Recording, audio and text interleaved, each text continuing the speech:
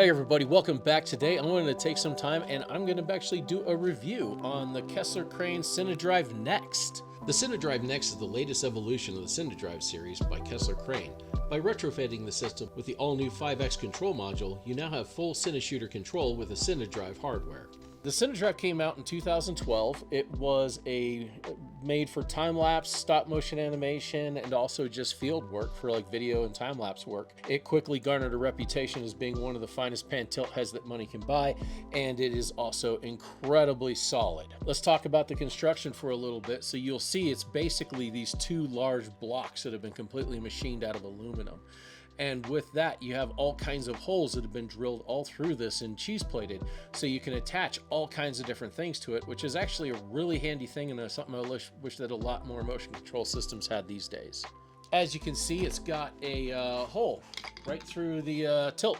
So if you're wanting to run cables and everything, you don't want any chance of them getting pinched, this is a really excellent way to do it. I kind of wish we would see this on more systems as well. Thanks to the modified helical gearbox with lash-free worm gears, the backlash is less than 1/1000th of a degree, or under 3.5 arc seconds. The pan and tilt can move up to 106 degrees per second, and the max payload is 25 pounds. The whole package weighs in just under 10 pounds. So I got this system a few years ago from a friend that's out local here, and I was really excited to get it because I'd heard so much about these and it just looked like such a badass system. And I got it and I connected it all up and everything worked with chaos and it did exactly what it was supposed to do. The only thing that was a problem was that I already had an Omotimo Spectrum ST4 and I also have two CineShooters, a CineShooter and a CineShooter Plus. So I didn't really have an immediate need for it, and one of the things is it did not work with Dragon Frame, and for my kind of work that actually is pretty important. For a lot of these longer shoots, I need to be able to be tethered to the camera, I need to be able to stop the program, move things in the future, make any edits, and bring everything back and continue, because plants don't really normally behave the way that you want, and being able to make those adjustments just drastically increases my success rate. So I found that as much as I love this hardware and how cool it was, it just kind of found itself sitting in a box. And I was kind of waiting for maybe an opportunity. I was going to go out in the field and go do something, but generally most of my work is in the studio. But then Kessler reached out to me and they told me about a new upgrade package they were going to be doing for the Cinedrive and asked if I had one and if I wanted to have it upgraded. And I was like, of course I do. And basically what it became is the Cinedrive Next. So what does that mean? That means that they came up with the 5X control module, which is right here. It attaches to the side by the built-in magnets. It's got a nice firm grip. It's not going to be going anywhere. And and this is basically a CineShooter Plus without the pan tilt. It's got two additional ports in the back that go into the ports in the behind the Cinedrive Next. Those used to have those different proprietary cables that they had used in the past with Kessler. Everything's been moved over to Ethernet, which is really nice because if a cable goes bad, it's really cheap to replace it and very easy, and you can get them anywhere. Okay, so along with the 5X control module, we also get all of those features that you get in the CineShooter Plus, which you do not get on the Cinedrive. So this means that you're getting this excellent, high quality, zero backlash mechanics, but it also has the ability to work with the CSR remote app now, which is really kind of nice. They both have quite a bit that they offer, right? I think the CSR app is kind of nice because it feels like it's a little bit more portable because it doesn't require a laptop or an iPad. And the iPad, I guess, is still somewhat portable, but you got to buy the iPad. Everybody already has a phone, and it'll work on Android and it'll work on iOS. So that's really nice for the Android users.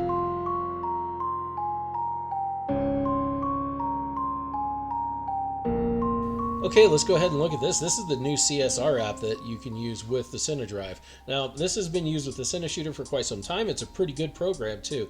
This is all cell phone based. You can also get it on an iPad, like in this case, this is what I'm filming with. But what we have here is a nice little palm-friendly setup with quite a bit of capability.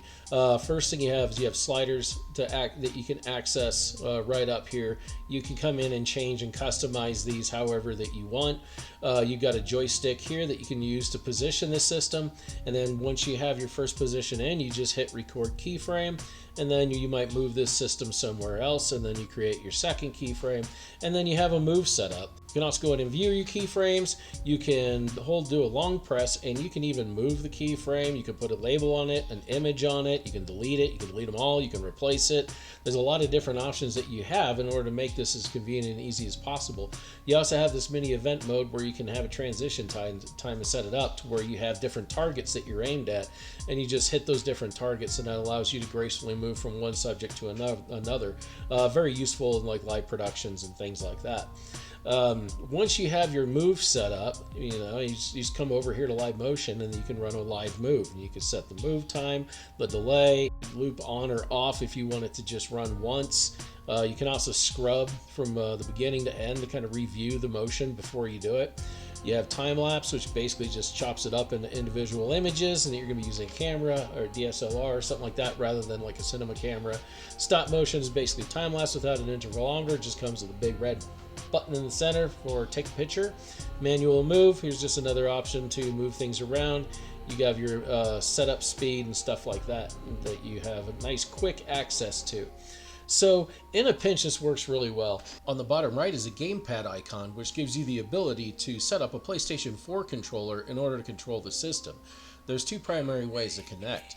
The first is going to be going from Bluetooth directly into the CineShooter or Cinedrive, and this is going to give you about 30 foot of range. However, if you need to go a little bit further, you can go from the big gamepad to your phone via Bluetooth and then wireless all the way out to the Cinedrive for an impressive 200 foot of range. And being on a cell phone is really kind of nice because it's going to have a really nice bright display. You're most likely going to be able to see it just fine. This is going to be, normally is going to be my go-to if I'm just going to be going out and doing something quick. But if I need something that I'm going to be doing a little bit more complex motion on it, I'm going to ditch this and I'm going to go over to Chaos. Now in Chaos, right out the gate, you're going to see that this is like a whole different beast. If you look on the top, we have this nice large graph, and you can do really interesting things with this. So what the graph represents is the lines represent motor position and time. Up and down is motor position, and left and right is time. So this is the beginning of the time period, this is the end. There's only 12 seconds on this. You can expand it out to whatever you want. Down on the bottom, you have your tiles for pan and tilt. I don't have any other motors plugged into this one right now, so that's all I see are those two. And you can move those, adjust them, place them wherever you want. Whenever you're ready to add a keyframe, you long press in the graph, and you just do add keyframe to all axes or add keyframe to selected axis. And once you have a keyframe on there, you can even go in and tweak it even more. So if I double click on this, I've got these nice beziers that I can use in order to make it more abrupt, smooth it out, shift direction. There's a lot that you can do to really kind of get everything here dialed in. This also has a couple extra features it shares with the CineShooter remote app, like live motion, time lapse, stop motion. You also have gigapixel if you want to map out large areas with a field of view that normally can't do it. Then you also have scrub, where you can move the camera along the path that you have already created. And my favorite, which is the Unreal Engine support if you want to do Unreal Engine or virtual production. So you can see that this is a really powerful program right out the gate, and even for control it's really nice. You can flip this around. You got these nice little jump joysticks you can play with. You got these sliders, and you got these wheels that you can use to kind of get everything exactly where you want it. There's a ton of customization that you can do in this. Also multi-lapse if you want to do 1, 2, and 3 multi-lap or time lapses, and it'll interlace those in between each other and capture 3 time lapses in the time it would normally take you to do 1. So you can see this is a very powerful app. I will use this as well out in the field. I use it quite often in the studio if I'm going to be doing live video work. I tend to use my Kessler system for that, and then I will use Chaos in order to set that up and run those movements. So now it doesn't mean that the CineShooter remote app and Chaos do all the exact same stuff. There is a benefit for going with Chaos over this too. And one of the things, if you're really trying to do some detailed movements, you're going to have a much better time with Chaos than you are on the CS remote. And with Chaos, you also get the virtual production integration too, which is an enormously beneficial tool to have. I encourage everybody to look into it. There's so many things that you can do with virtual production, and this gives you the ability to interface with Unreal Engine and send the motor positions. So that is a huge win on the chaos side. So once again, as I mentioned, it also gains dragon frame support, and for me, this one is really important. A lot of my time lapses go quite a long time. Many of them will go for weeks and months, and I need to be able to see what's going on with the shoot. If I don't have the ability to see what it's doing, I can't tell if it's working correctly. So generally in the studio, I'll run this thing with dragon frame. Now, what about against the Cineshooter Plus? So I've got a Cineshooter here, and you can see that there is definitely a difference in size of these things. The Cinedrive is definitely a beefier system.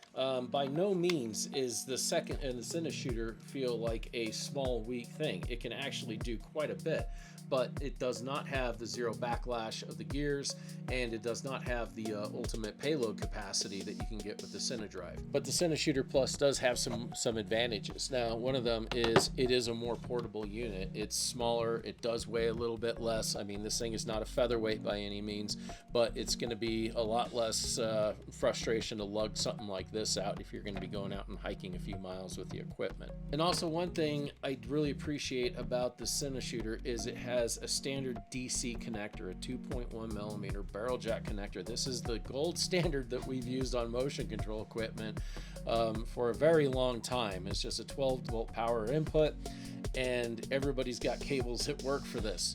The one thing I was kind of bummed to see is the Cinedrive actually uses a LOMO cable, and that's fine. It's a high quality connector. I have absolutely no fault with that. It's just my only issue is this is the only one that I have, because I haven't bought spare cables for it yet, which I probably should.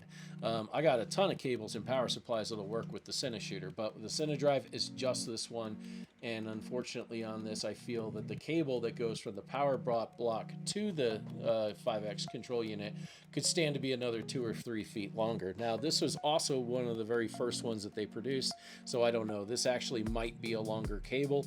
If not, I definitely recommend that they should probably looking at making this 2 or 3 feet longer at least. At least 3 feet would be very nice. Another thing to keep in mind is that the Cineshooter Plus is about $3,500, which is less than this, which is $4,800. So this is definitely going to save you some money, and it will do pretty much everything that this one will do. So then why get the Cinedrive Next version? Well, first off, the mechanics on this are absolutely unparalleled. You're not going to find another motion control system that has mechanics as nice as this. At least that's my own personal view. The built-in cheese plate, I think, was a really cool idea. Often I'll end up anchoring a little monitor or something onto there, and even with the added weight of these different things that you attach to it, it's not a problem. Now also, the thing is, if you already have a Cinedrive and you want to upgrade it to this, you don't have to go out and just buy this whole package. You can actually pay to just have the upgrade done, and that's about $1,500. And what they'll do is they'll gut this thing, pull everything out, and then refit everything back into it with all the new electronics, and they'll give you a 5X control module and send it back to you, so it'll be ready to go to work just like a Cineshooter Plus. Okay, so that's a lot of information and facts about it, but let me just kind of go over my experience with this, and a lot of this is also going to apply to the Cineshooter Plus. First off, they're awesome. They're excellent systems. They're very accurate. To test the accuracy of the system, I aimed a camera over at 3 different locations in my workshop and set each of those as a keyframe and took an image. Then I'd move the camera around, repositioning it multiple times before returning to each one of these locations for an additional image. And when I'm using the difference overlay, you can see everything pretty much lines up perfectly. Anything that wasn't lining up you would see as a bright exposed area, and you can almost see the rolls in the back here, but if I move this, you'll see everything show. As you can see, accuracy is absolutely not a problem. The movements are smooth, they're solid, they're good. I haven't had any problems with that. I mean, generally when you're looking at motion control of this caliber, that's just going to be a standard. So when it comes to the quality of the movement, everything's really good. It's nice and quiet. I mean, it's just been sitting here running along, and I would be surprised if you could hear this on the microphone. I can barely hear this right now. So I often use this for virtual production. I have had no problems there. I will do virtual production one of 2 ways. If I'm doing live work Generally, I will use Chaos in order to do it. Chaos has got a very robust integration with Unreal Engine, and you can create like artificial axis and attach them to different things within the scene. You're not just limited to setting the motor positions to Unreal Engine. You can do a whole lot more. With Chaos, I can create virtual axis, and I can attach those to the end display to move its location. That means I can literally drive it around the scene and find the backdrop that I want in the set. And it works absolutely beautifully. When I have it worked with Dragon Frame, I've got quite a bit of Kessler equipment integrated with some of my Dragon Frame robots right now. Like Sarah, I did a rebuild on auto, and I'm using a Cinedrive Plus in there for the pan tilt head, and then I've also got a Second Shooter Pro that I use to help control the X, Y, and Z axis, and that's how I get all of it to work, and that's all rock solid. It is very solid with Dragon Frame. It has an excellent connection. It does run USB-C, which is nice, and once I have it connected and running up with Dragon Frame, I can run for weeks, months, no problem, without having any kind of issue. So there are a lot of different brands out there, and they all offer kind of the same kind of stuff. Some of them are really kind of gimmicky in my view, and some I'm really not a big fan of. I've used most of the equipment out there, and I can say that KesslerCrane, their equipment does come up in the upper tier of what you can buy out there. So while it is a little bit more expensive than you're going to find from some other brands, what you're getting from your money, you're absolutely going to get some performance for that money. You're going to get a system that's going to be able to handle the daily abuses and uses of being a professional, even if you're on the road or going out on trips shooting in remote locations. It doesn't matter. This equipment is going to last, and it's going to put up with whatever you throw at it. Whereas there's been other times where I've been out on location shooting and somebody will have something from another brand and there's like a broken leg with it, or this attachment needs to be fixed, or the power connector got yanked out. You know, this is not something that you have to work with this. So while it is a little bit more, what you're paying for is that peace of mind. And also keep in mind that this is actually built in the USA here in South Bend, Indiana. They make their own circuit boards. They do all their own machining. They do all the assembly. Everything that goes into this is US based. They do source their motors from overseas, but when they're sourcing their motors from overseas, they're not just trying to find the cheapest manufacturer. They're over there looking for the best manufacturers that they can find, because we don't really have any people that make this stuff in the US. So there's a lot of overseas competition that is extremely good, and that's where they go. They don't just go grab some cheap off-the-shelf motors. It's all custom designed, custom just for them. So I think the best deal out there right now is if you actually have a Cinedrive, you can send this over to KesslerCrane, pay $1,500, get it back, and you're going to have this system. And they're also going to send you some adapter cables, so if you have a focus motor, a slider motor, you don't have to rebuy those. They'll actually give you adapters to where it'll connect by the Ethernet connection, so that's really nice too. So that's the Kessler Cinedrive Next. I think everybody, if you're serious about this kind of work and you do a lot of work and you want to do motion control, this is absolutely a system you should look into. Like I said, this is definitely top level stuff. Absolutely excellent build quality, excellent programming, excellent mechanics, excellent interface options. You can connect it to an app, you can connect it to Chaos, you can connect it to Dragon Frame. There's so many different options that you can do with it. It just really, this is a very flexible piece of equipment that can do all kinds of things. And so far, the accuracy is absolutely just fantastic. There's really nothing to say about the system that's negative, except for this little joystick. I still hate the joystick. But other than that, yeah, I mean, if you got $1,500, you can go buy, take your Cinedrive and have it upgraded. And if you have $1,500, but you don't have a Cinedrive and you don't want to pay $4,500, you can also go on eBay and probably buy a used Cinedrive. I see them anywhere from $400 to $1,200, and you can get that upgrade done and save all that money. So it's a very easy and inexpensive option to get incredibly high-level pan tilt function. So I hope this was useful. I hope that, if anybody's out there looking to buy a motion control system, this is a brand that I do recommend quite often. just because it's absolutely fantastic equipment. And let's just talk about the company for a minute. The team over at KesslerCrane are absolutely great. Anytime I've had an issue, they've always jumped on it and worked on it really quickly and got it solved. If there's anything I ever need from them, they're there for me. If you need to put together a system, I mean, they will. You don't just have to do it online. You can literally call them up, and they will discuss all the options with you and make sure that you are getting the best system and what you need. So they're good folks, and I really appreciate the way that their company is run. It's a fine group of people, and it's definitely a company that I think that you can put your trust in. They will be there, and they will back up their stuff every single time.